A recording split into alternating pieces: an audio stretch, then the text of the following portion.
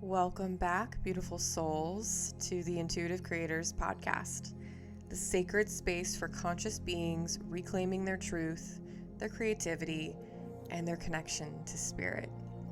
I'm your host, Mandee Rose, artist, yogi, and intuitive guide on this journey of awakening. Today, we're diving into a topic that feels both ancient and urgently modern: nonviolence, or in yogic philosophy, ahimsa.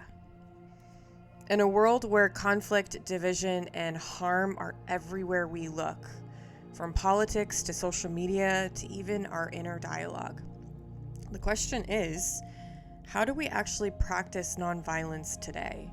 Not just as a concept, but as a lived reality. Let's explore this together.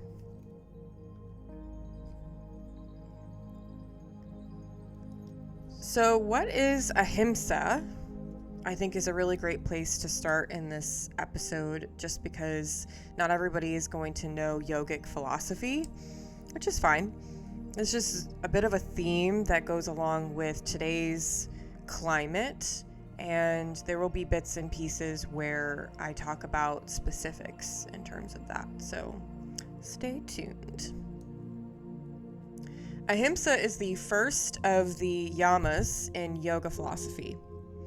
And yamas are like ethical foundations. It's how we relate to the world, essentially.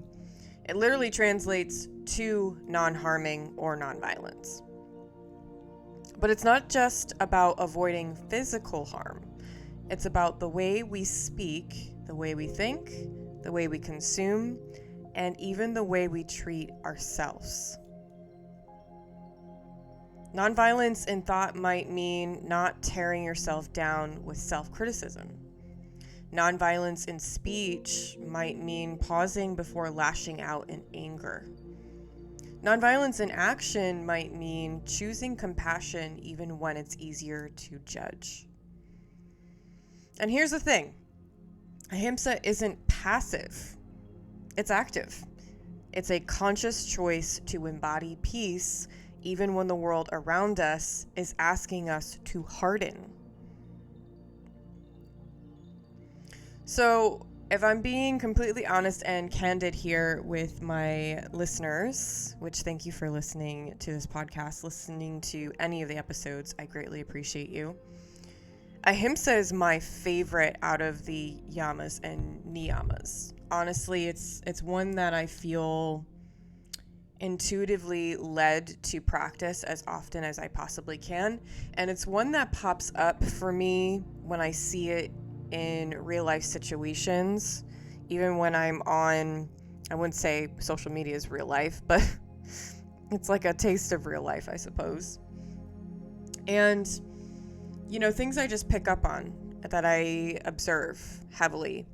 Well, I feel like this is a very relevant topic as of right now. This episode was not planned at all. I came up with this idea as of the night before, so last night, as I was in a bit of a deep dive on Instagram, updating myself on the current events and things that are happening in the world, not just where I live, which is the United States of America. I think it's really important to talk about these things. I feel like, me personally, I don't want to give this impression that I'm dismissing what's happening currently by not saying anything. I think I've done a really good job as to explaining what my views are via social media and to people who may not personally know me. If you personally know me, then you absolutely know that I am not having a good time right now. I'm not one of those people that's like, everything's great. I am not a delusional human, okay? Now, if you don't know me in real life, then, I would hope that you would pick up on certain things pretty quickly. But regardless, I don't want to take a passive approach. I want to be active in my practices. And to me, I am not just a fancy dancy yoga teacher. I am somebody that lives my practice every single day, in every situation, in every moment. I don't get to have a pass just because I get on my mat and I practice yoga. No. Philosophy means just as much to me as my asana practice. Okay. When you get online, you get onto the social media platforms, it can be really hard to figure out where to make a stance, if any stance, right? Some of us feel sensitive to what's happening and energetically, and just like, I know for me, I feel powerless. If I'm being like honest and really candid, again, I try. I have moments of like, maybe I shouldn't say anything. Maybe I don't have a place to say anything. But then there are moments where I feel this fire within me to be, activated and to take a stance and to say something and to stand up for injustice. I digress. Everybody is different, so I don't want this podcast episode to be shameful. You can take any stance that you like. I feel like there's more than one way to skin a cat, right? Not that we want to be skinning cats. But there's a multitude of ways of handling things, whether that's active or passive.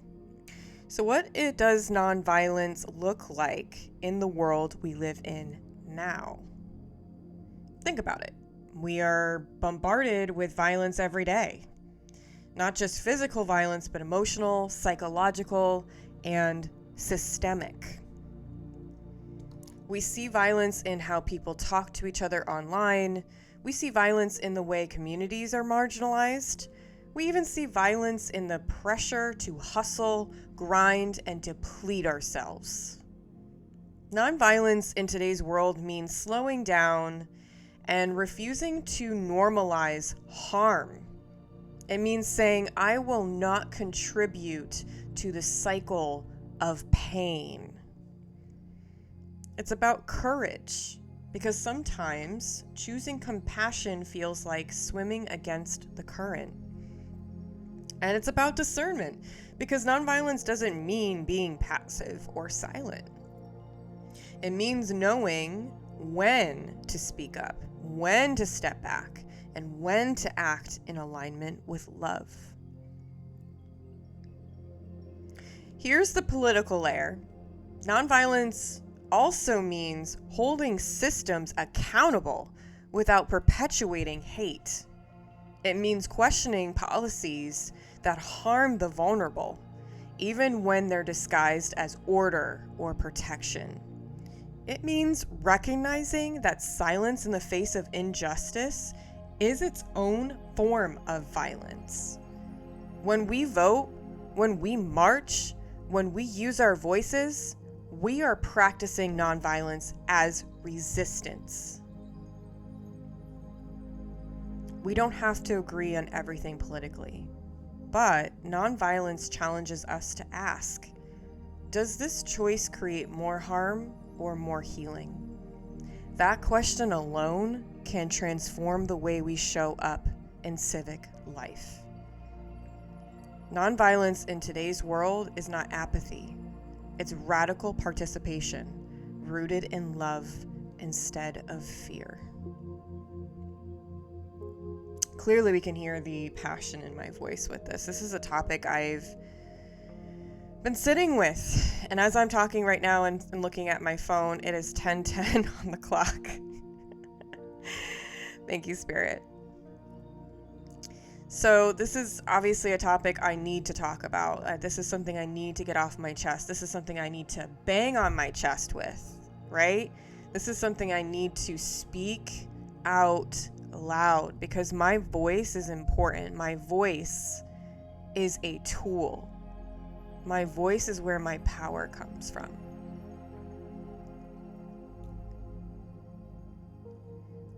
Why is nonviolence so hard, though? Honestly, practicing ahimsa is not easy. Why? Because we live in a world conditioned by fear. Fear tells us to attack first, defend quickly, or prove ourselves constantly.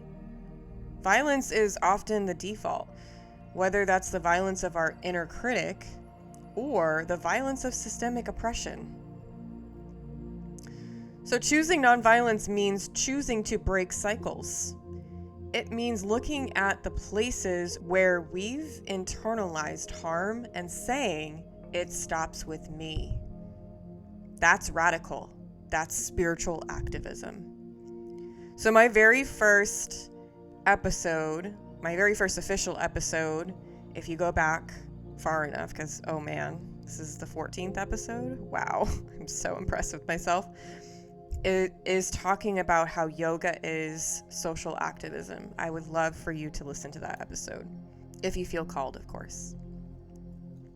From a psychological perspective, much of our reactivity comes from the amygdala, the part of the brain wired for survival. When we feel threatened, even emotionally, our nervous system flips into fight, flight, or freeze. Nonviolence challenges us to pause, breathe, and engage the prefrontal cortex, the part of us capable of reasoning and compassion. Trauma also plays a role. If we've been harmed before, our bodies may carry hypervigilance, making us quicker to lash out or shut down. Practicing nonviolence isn't about suppressing these responses.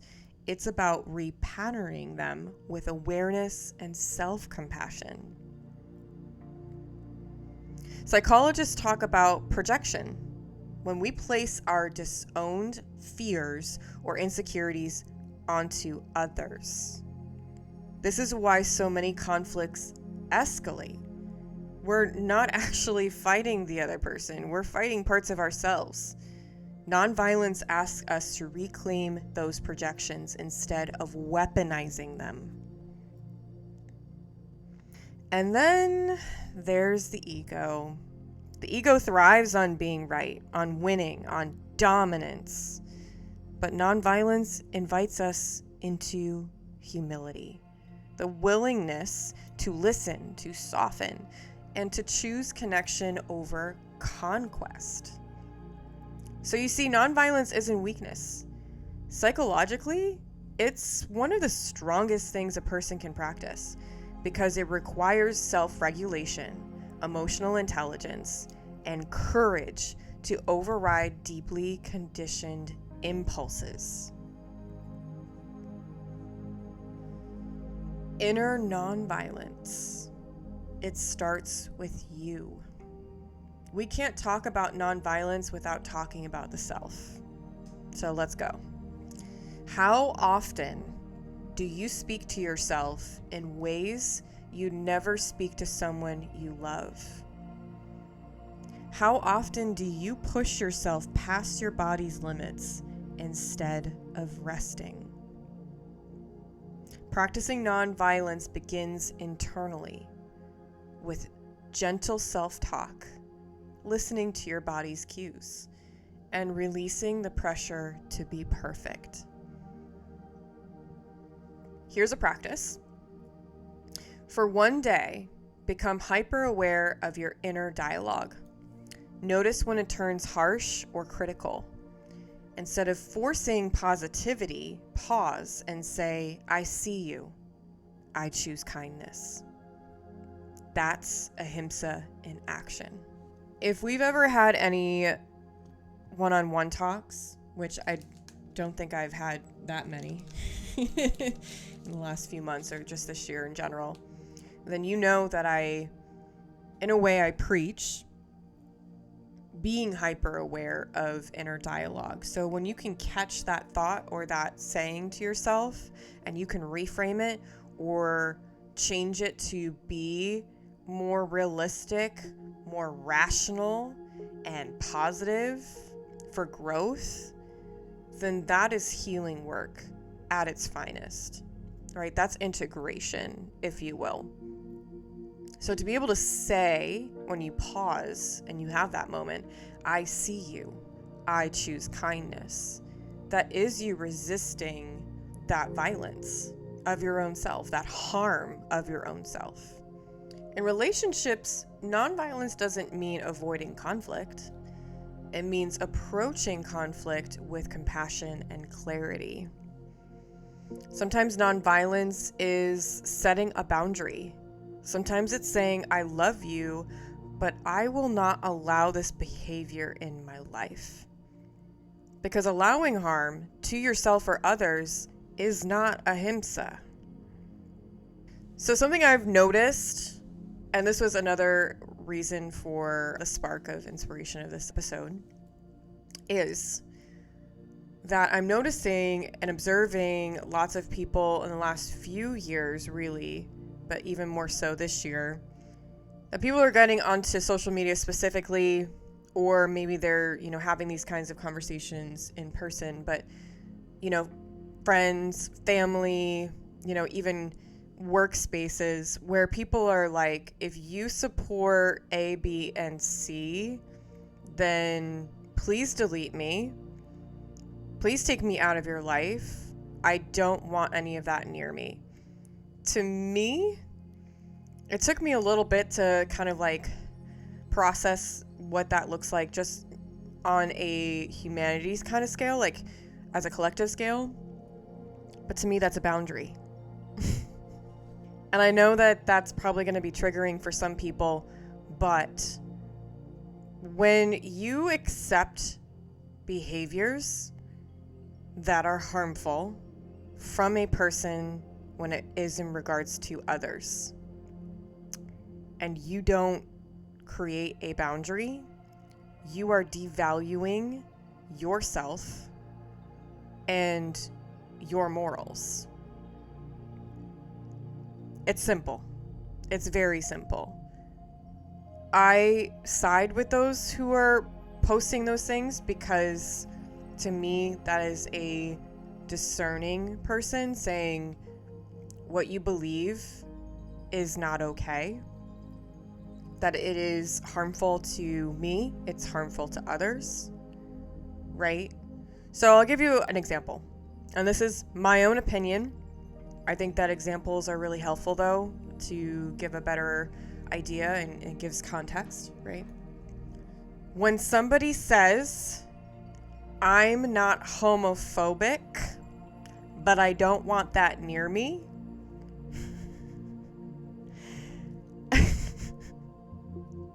I'm sorry, is a gay person gonna try to make you gay? I'm not against you maybe putting up a boundary and saying, hey, I don't really like when you flirt with me like that. It makes me uncomfortable. That's a boundary, right? You judging a person because of their sexual preference and lifestyle before they even have done anything, that is homophobic. Is it not? Like, to me, if you're saying, oh yeah, no, I'm cool with those people, I just, don't want to be around them, blah, blah, blah. Are they hurting you? Are they physically hurting you? How are they impacting your life to a point of you don't want them around you? The real answer is they haven't done anything. And if they have, again, you voice and create a boundary. That would be accountability on your own end. Now, if you never say anything and you just judge them and write off every other gay person as being that, then understand that that is ignorance. And you're mistreating people based off of no understanding, no level of understanding. That is a example. If you agree, great. If you don't agree, that's fine. We're not supposed to agree on everything, right? So on a larger scale, we see this same principle in our political environment. Nonviolence doesn't mean tolerating injustice or staying silent while harmful policies are passed. It looks like drawing boundaries with leaders or movements that promote hate, discrimination, or exploitation. It looks like saying, we will not normalize cruelty, even if it's legal or popular. Setting political boundaries might mean refusing to support businesses that fund violence or calling out rhetoric that dehumanizes others. It's choosing to disengage from toxic debates that spiral into harm while still standing firmly for truth and justice. True nonviolence is compassionate, yes, but it's also courageous. It's saying no to harm at every level, from the dinner table to the voting booth.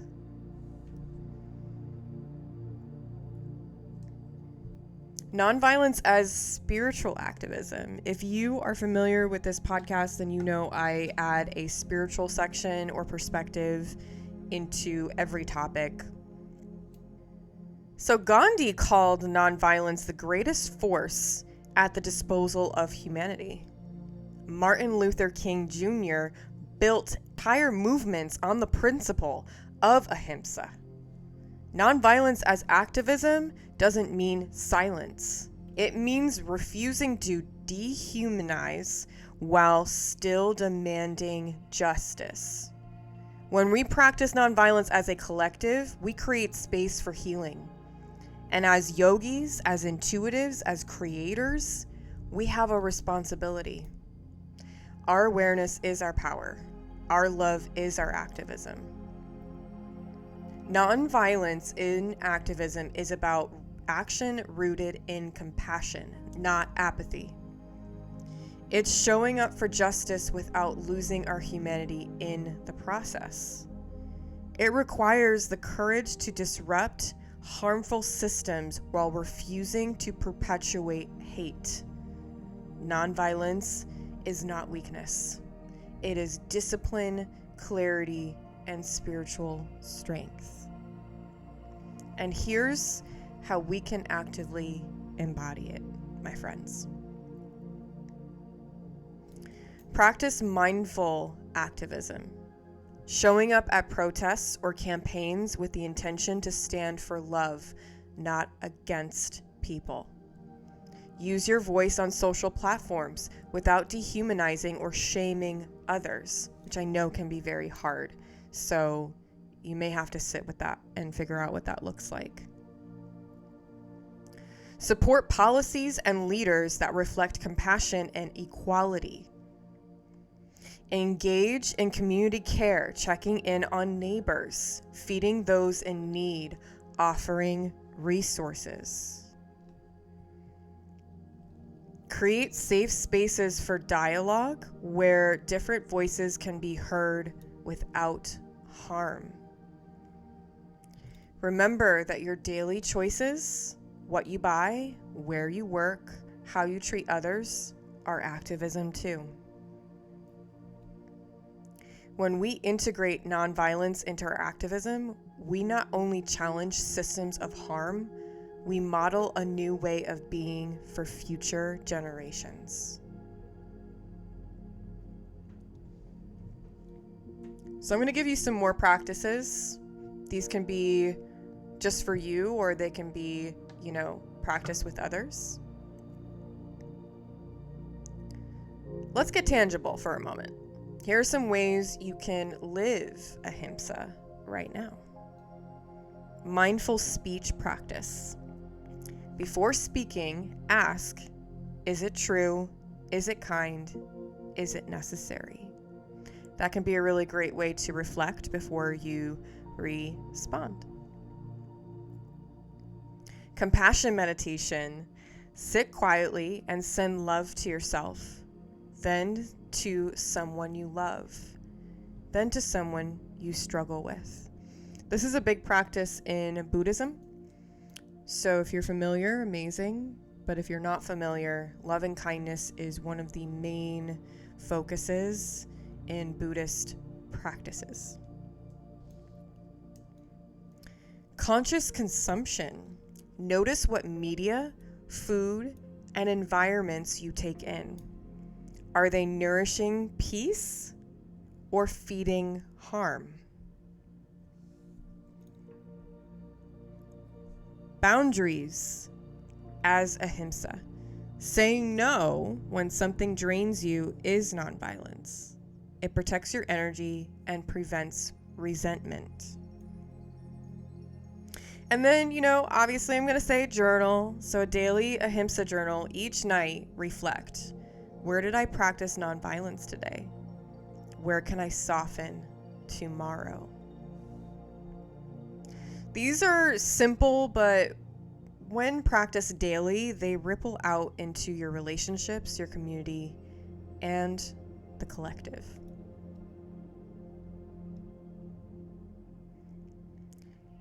Nonviolence isn't about perfection. It's about presence. It's about choosing love when fear tries to run the show. It's about saying, I will not add to the harm in this world.